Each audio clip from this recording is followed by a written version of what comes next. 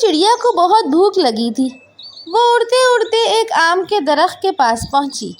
درخت پر کئی رسیلے آم لگے ہوئے تھے۔ چڑیا نے ایک میٹھا آم چنا اور اسے کھانے لگی۔ آم بہت مزیدار تھا۔ چڑیا کو وہ بہت پسند آیا۔ اسی وقت ایک کوا بھی وہاں آ پہنچا۔ وہ درخت پر میٹھے آم تلاش کرنے لگا، مگر کوا بہت بے صبر تھا۔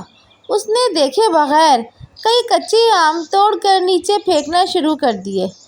کوا میٹھے آم تلاش کرنے کے چکر میں کئی کچے آم توڑ توڑ کر ضائع کر رہا تھا۔ چڑیا نے کوے سے کہا، کوے بھائی، تم کیوں کچے آم توڑ توڑ کر نیچے پھینک رہے ہو؟ یہ آم 2-3 دن میں پک جائیں گے، پھر ہم انہیں کھا سکیں گے۔ کوے نے چڑیا کی بات کو نظر انداز کر دیا اور کچے آم توڑتا رہا۔ آم کے درخت نے یہ دیکھا تو اسے کوے پر بہت غصہ آیا۔ درخت نے کوے سے کہا، تم میرے کچے آم کیوں ضائع کر رہے ہو؟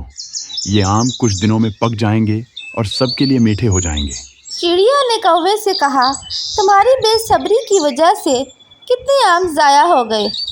ہر چیز کا ایک وقت ہوتا ہے اور صبر کا پھل ہمیشہ میٹھا ہوتا ہے۔ درخت نے کوے کو بھگا دیا تاکہ وہ اور آم ضائع نہ کر سکے۔